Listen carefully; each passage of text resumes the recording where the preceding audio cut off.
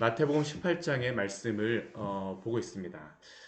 마태복음 18장의 말씀은 사실은 굉장히 교회를 향하여 중요한 말씀입니다. 어제도 말씀드렸지만 예수님께서 교회라고 말씀하시는 명시적으로 말씀하시는 게 두 군데밖에 나오지 않습니다. 마태복음 16장과 마태복음 18장의 말씀입니다. 특별히 마태복음 18장의 말씀은 교회가 어떻게 순결하게 거룩함을 유지해야 할지에 대하여 주시는 말씀이 바로 이 마태복음 18장의 말씀입니다. 어제 말씀에서 우리는 제자들 사이에 누가 크니까? 라는 그러한 질문으로 시작되어지는 그러한 말씀을 우리가 마태복음 18장에서 보았습니다. 제자들은 천국에서 누가 큰지에 대하여서 예수님께 물었지만 예수님께서는 천국에서 큰 것이 문제가 아니라 그들에게 오히려 어린아이와 같이 겸손해야 될 것을 말씀하여 주셨습니다. 천국에서 큰 자가 세상에서 생각하는 것 같이 큰 자가 천국에 들어가는 것이 아니라 어린아이 같이 겸손한 자, 심령이 가난한 자가 천국에 들어갈 것을 말씀하시는 것입니다. 만약 그런 식으로 한다면 우리가 요한복음 3장의 말씀같이 니고데모가 가장 먼저 들어가야 되겠죠. 근데 예수님께서 그렇게 말씀하지 않으세요. 큰 자가 아니라 어린아이와 같은 자, 겸손한 자, 오직 예수 그리스도만을 의지하는 자. 그리고 이어서 말씀하시는 그러한 말씀은 그 어린아이와 같은 자들을 이어서 시험에 들지 않도록 그들이 실족하지 않도록 잘 보호할 것을 알려주시는 말씀을 어제 말씀에서 바로 이어서 우리에게 주셨습니다. 그리고 오늘 이제 예수님께서 본격적으로 말씀하시는데 오늘 말씀은 권징에 대한 그러한 말씀입니다. 권징. 교회에서 쉽게 말하여지는 그러한 것은 아니지만 예수님께서 이것을 말씀해 주시는 것이기 때문에 우리가 이 말씀에 따라서 보게 되어집니다. 오늘 마태복음 18장 12절부터 14절까지의 말씀을 보게 되면 우리가 잘 아는 한 가지의 비유의 말씀을 우리가 보게 됩니다. 이게 무엇입니까? 잃은 양을 찾는 그러한 비유입니다. 100마리의 양 중에 잃은 양 한 마리.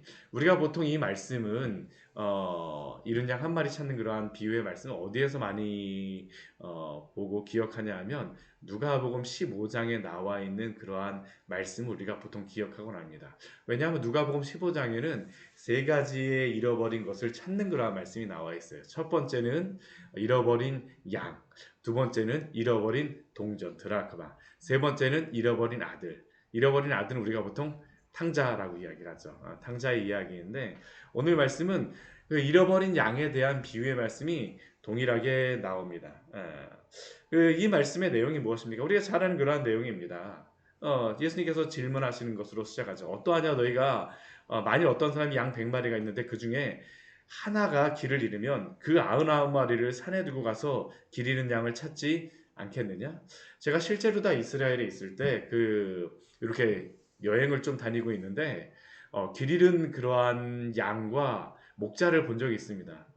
이게 진짜 길 잃을만 합니다. 이게 큰 협곡과 같이 이스라엘 지형 자체가 뭐 광야라고 해서 사막 같은 게 아닙니다. 산하고 이렇게 계곡이 있는 그러한 모양인데 진짜 깊은 계곡입니다. 수백 미터 이렇게 계곡이 이렇게 있는 상황에서 굴도 굉장히 많습니다. 그러니까 이게 지금도 늑대가 나오는 지역이 바로 이 이스라엘 지역입니다. 지금도 나오고 있어요. 광야에 가게 되면 그러한 곳에서 어떠한 목자가 어디서 이렇게 여러 명체가 이렇게 성지순례 같이 팀하고 이렇게 다니는 그러한 거였었는데 목자가 저 멀리서 한 1km 넘은 데에서 막 이렇게 뭔가 두리번두리번하고 왜 그러나 봤더니만 진짜 한 반대편 정도에 이 반대편 정도에 한 1km 정도에 양 한 마리가 어디서 얼쩡얼쩡 거리는 게 보입니다. 우리한테는 보이는데 그 사람한테는 잘 보이지 않는 것 같아요.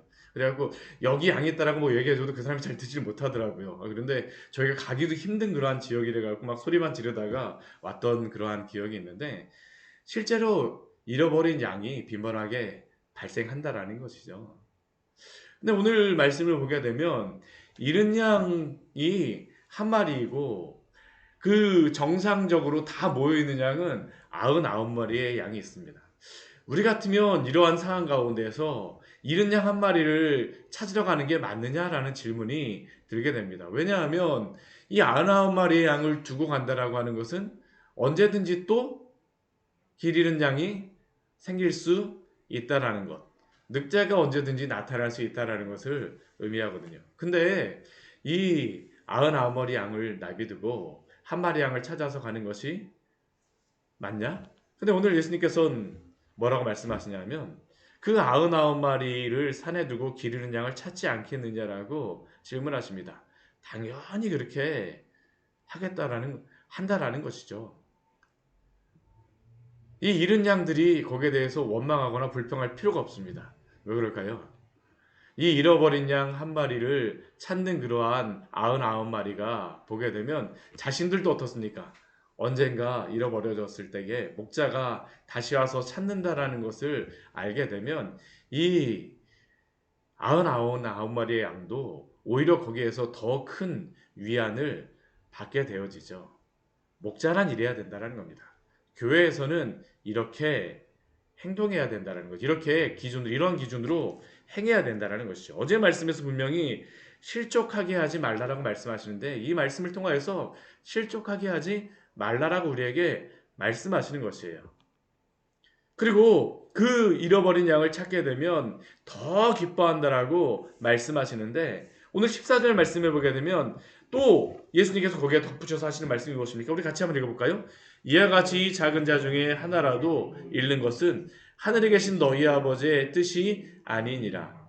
이 작은 자 중에 하나라도 잃어버린 양 한 마리 같다 할지라도 그냥 없어져도 아무런 티도 안 나라고 생각하는 그 한 마리의 양조차도 잃는 것은 어떻습니까? 하늘에 계신 너희 아버지 하나님의 뜻이 아니라는 겁니다.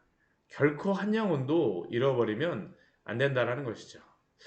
어제도 말씀드렸지만 한 영혼 천하보다도 귀하다라고 하는 말씀이 사실은 여기에서 우리가 볼 수 있는 겁니다. 예. 명시적으로 한 영혼이 뭐 천하보다도 귀하다라는 그 말씀은 나오지 않습니다. 근데 이러한 말씀을 보게 되면 정말 한 영혼이 어떻습니까? 천하보다도 귀한 겁니다. 99마리의 양을 다 내비두고서라도 한 마리의 양을 찾아서 와야 된다라는 것이 예수님이 또한 교회에게 주시는 말씀입니다. 주시는 말씀이에요. 이 말씀을 하시고 나서 바로 무엇을 말씀하실까요? 권징에 대하여서 말씀하십니다. 왜 잃어버린 양에 대하여서 말씀하시겠습니까? 권징이라고 하는 그러한 의미가 뭐냐 하면 권고하고 확증한다, 징계한다라는 게 바로 이 권징의 그러한 의미입니다. 권징의 의미예요. 근데 우리가 이 권징하게 되면 혼내고 치리하고 잘못했으니까 거기에서 혼내는구나. 그것만을 의미하는 게 아닙니다. 왜 권징을 행할까요? 바로 오늘 이 말씀을 하시고 주십니다. 잃어버린 양을 찾기 위하여서. 보통 이러한 문제가 발생할 때, 교회 문제가 발생할 때에는 두 가지의 그 잃어버린 양이 발생합니다. 두 마리가 발생을 해요. 왜냐하면 문제를 일으키는 양, 또 그 문제에 대하여서 피해를 당한 양이 교회 안에 있을 수가 있습니다. 최대로 다 보게 되면 더 많을 수도 있지만 이러한 경우에 어떻게 해야 되겠습니까? 잃어버리지 않도록 하라는 게 오늘 예수님께서 우리에게 주시는 말씀입니다. 그러니까 권징의 말씀은 어떻게 하든지 간에 잃어버린 양을 찾으라라는 겁니다. 그러면 어떻게 잃어버린 양을 찾아야 되겠습니까? 사랑이 그 안에 있어야 된다는 거면 사랑. 오늘 말씀을 보게 되면 세 단계로서 말씀합니다. 세 단계. 첫 번째는 무엇을 말씀하시냐 하면 어떠한 형제가 죄를 범하거든 어떻게 합니까? 가서 너와 그 사람과만 상대하여 권고하라라고 말씀하세요. 그러니까 문제를 일으킨 그러한 양이 있다라고 하게 되면 그러한 성도가 있다라고 하게 되면 그 죄를 범한 것에 대하여서 가서 너와 그 사람과만 상대하여 권고하라는 겁니다. 이것은 뭐 두 가지 정도의 그러한 방법이 있을 것입니다. 직접 그 피해를 입은 그러한 사람이 가서 이야기하는 것일 수도 있겠고요. 그렇지 않다면 교회의 어떠한 대표가 가서 이야기하는 방법일 수가 있습니다. 이렇게 크게 문제를 처음에 만들지 말라는 겁니다. 왜 그럴까요? 문제가 커지게 되면 다시 돌아오기가 힘들기 때문입니다. 그렇기 때문에 너와 그 사람과만 상대하여 권고하라. 그래서 이렇게 말을 잘 들으면 어떻습니까? 형제를 얻는 것입니다. 여기서 끝나는 것입니다. 여기서 이 정도 되게 되면 여기서 끝나는 것이에요. 그런데 만약 여기서 듣지 않게 되면 어떻게 합니까? 이번에는 한 사람이 가는 게 아닙니다. 한두 사람을 더 데리고 가서 두세 증인의 입으로 말마다 확증하라라고 확증하게 하라라고 말씀하였습니다. 권고하고 확증하는 그러한 일들이 있는 겁니다. 그러니까 이 두세 증인을 왜 하냐 하면 우리가 신명기 말씀에 보게 되면 증인을 세울 때에 두 명이나 세 명을 세우라라고 말씀하시는 겁니다. 이게 직접 상대하게 되면 누가 잘못한 것인지에 대해서 분명하지 않기 때문에 여기에 대해서 증인을 세워서 다시 한번 권면할 것을 이야기하는 것이죠. 그리고 이렇게 하는 것도 결국 무엇이냐 하면 잃어버린 양을 찾기 위하여서입니다. 결코 잃어버려지는 것을 우리 하나님께서는 원하지를 않으세요. 거기에 대해서 잘 돌아오기를 원하십니다. 그래도 불구하고 만일 듣지 않거든 어떻게 합니까? 우리 세 번째 이제 것을 말씀하세요. 17절의 말씀해 보게 되면 이번에는 마지막에 어떻게 하냐면 교회에 말하게 되면 어떻습니까? 교회에서 그 사람에 대하여서 이제는 온 교회에 공포하여서 그 잘못에 대하여서 말하는 것입니다. 말하는 것이에요. 말하는 것입니다. 그래서 어떻게 하는 겁니까? 교회의 말을 듣고 돌아올 수 있도록 권면하는 것입니다. 왜 이렇게 권징을 행하라라고 말씀하실까요?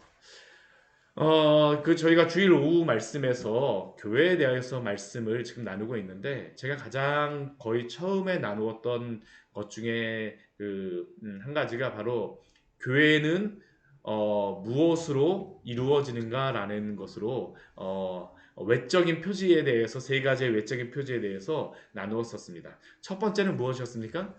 바른 말씀의 선포입니다. 그리고 두 번째는 무엇이냐면 바른 성례의 시행입니다. 세 번째가 무엇이냐면 정당한 이 권징의 실행을 행하는 것이 바로 교회가 세워지는 것입니다. 말씀과 성례를 행하는 것은 무엇이냐 하면 우리가 마태복음 16장에 나와 있는 그 말씀에 따라서 교회를 세워가는 것입니다. 주는 그리스도시요 살아계신 하나님의 아들이십니다 라는 그러한 고백을 그냥 하게 될까요? 그렇지 않습니다. 교회의 그 목회자와 또한 목회자가 말씀을 잘 선포하고 전함으로 말미암아 또한 성도들이 말씀을 잘 듣고 그것을 잘 소화시키고 말씀을 잘 읽고 묵상함으로 말미암아 어떻게 합니까? 예수 그리스도를 주는 그리스도시요 살아계신 하나님의 아들이십니다라고 고백을 하게 되는 겁니다. 그리고 이렇게 고백하는 성도들 어떻게 합니까? 성례를 통하여서 교회 안으로 들어오게 하는 것입니다. 들어오게 하는 그러한 성례가 있습니다. 그게 무엇입니까? 세례입니다. 세례를 통하여서 그 성도가 주 예수 그리스도를 믿었음을 온 성도들 앞에서 이렇게 공표하는 것입니다. 공포하는 것이에요. 그래서 교회 안에 들어오게 하고요. 그래서 그 들어온 성도들이 함께 교제하게 하는 성례가 바로 성찬입니다. 성찬은 그리스도의 몸과 그 피를 살과 피를 먹고 마신다라고 하는데 이것은 한 상에서 같이 우리가 먹고 마시는 것입니다. 하나님의 한 성도가 되어졌기 때문에 성찬을 행하는 것이죠. 이것을 통하여서 교회는 유지되게 되어집니다. 근데 문제는 무엇이냐면 때로는 교회 안에 문제가 발생할 수도 있습니다. 그러한 경우에 문제가 발생하게 되면 이게 문제는 뭐냐 하면 이것을 통해서 이 죄가 그 교회 안에서 퍼져간다는 겁니다. 흡사 누룩과 같이 이 누룩과 같이 번져갈 때에 어떻게 해야 되냐면 바로 오늘 보았던 권징을 통하여서 이 죄가 퍼져나가지 않도록 행하는 것입니다. 고린도전서 5장 6절 말씀을 보게 되면 이러한 말씀이 있습니다. 너희가 자랑하는 것이 옳지 않도다. 적은 누룩이 온 덩이에 퍼지는 것을 너희가 알지 못하느니라. 누룩이 한 번 생기게 되면 온 덩이에 다 퍼지고 곰팡이 한 번 생기게 되면 다 퍼지는 것처럼 그 누룩이 퍼지지 않도록 잘라내는 게 바로 이 권징의 역할입니다. 그래서 죄가 교회 안에 만연하지 않도록 하는 것입니다. 바로 이게 오늘 17절 말씀해 보게 되면 그래서 가장 마지막에 행하는 것이 무엇이냐면 퍼지지 않도록 할 때 가장 마지막에 하는 것이 무엇이냐면 잘라내는 일들이 있어요. 그게 17절 뒤에 보면 이렇게 합니다. 교회의 말하고 교회의 말도 듣지 않고도 어떻게 합니까? 이방인과 세리와 같이 여기라 라고 말씀하십니다. 평소에 아무 문제가 없었을 때는 성찬을 통해서 우리가 함께 나누지만 이렇게 거룩이 교회 안에서 무너지거나 죄가 만연하게 될 때에는 권징을 통하여서 이 죄악을 제거할 것을 말씀하여 주신 것입니다. 교회의 말도 듣지 않거든 이방인과 세리와 같이 여기라. 그런데 이방인과 세리와 같이 여기라라는 게 어떠한 의미냐 하면 우리가 이방인과 세리와 같이 여기라라고 성경에서 말씀하시는 의미가 무엇일까요? 죄인이라는 의미입니다. 이방인이라는 것은. 그러면 이 이방인과 세리와 같이 여기라라고 교회에서 말하는 의미는 어떤 의미로서 말하는 거냐면 죄인이기 때문에 다시 어떻습니까? 회개하고 돌아올 것을 요청하는 겁니다. 그러니까 권징은 그러니까 완전히 잘라내는 그러한 부분이 아니라 죄를 도려내는 것입니다. 교회에서 거룩이 사라지지 않도록. 교회는 어떠한 곳입니까? 거룩한 곳입니다. 교회는 이 거룩을 잃어버리게 되면 더 이상 교회로서의 역할을 할 수가 없습니다. 그래서 교회가 거룩할 수 있도록 예수님께서는 이 권징을 행하라고 말씀하세요. 그럼 이 권징을 시행할 때는 어떻게 하느냐? 보통 교회에서 하는 것은 무엇이냐면 두 가지가 있습니다. 첫 번째는 성찬에 참여하지 못하도록 하는 것입니다. 성찬에 참여하지 못한다라는 그러한 의미는 한 식탁에서 먹을 자격이 없다라는 의미가 있어요. 또 하나는 그것을 넘어가게 되면 교회 안에 교회의 성도가 아니다라고 이렇게 딱 선언하는 그러한 것이 있습니다. 그런데 그런 것도 다 무엇입니까? 회개하고 돌아올 기회를 주는 것입니다. 회개하고 돌아올 수 있도록. 그게 바로 이방인과 세리와 같이 여기라라고 말씀하시는 것이죠. 그러면 오늘 이렇게 말씀하실 때에 교회에서는 이렇게 세 가지의 것들을 행하라고 말씀하십니다. 두 가지의 목적입니다. 교회 안에서 성도들이 돌아올 수 있도록 잃어버린 양을 찾기 위해서 그리고 거룩을 유지하기 위함입니다. 그리고 항상 그 밑에는 무엇이 있어야 됩니까? 사랑이 그 안에 있어야 된다는 겁니다. 그러면 이것을 행할 때에 교회에 무슨 권한을 주시느냐? 18절, 19절, 20절 말씀해 보게 되면 우리가 잘 아는 그러한 말씀이 있습니다. 그것이 무엇입니까? 진실로 너희에게 이르노니 라고 말씀하시면서 무엇이든지 너희가 땅에서 매면 어떻습니까? 하늘에서도 매일 것이요 무엇이든지 땅에서 풀면 하늘에서도 풀리리라 라고 말씀하시고 또 무엇도 말씀하십니까? 진실로 다시 너희에게 이르노니라고 말씀하시면서 두 사람이 땅에서 합심하여 무엇이든지 구하고 기도하면 하늘에 계신 너희의 아버지께서도 그들을 위하여 이루게 하시리라. 두세 사람이 내 이름으로 모인 곳에는 나도 그들 중에 있느니라. 이 두세 사람이 모인 곳은 어디입니까? 교회입니다. 교회예요.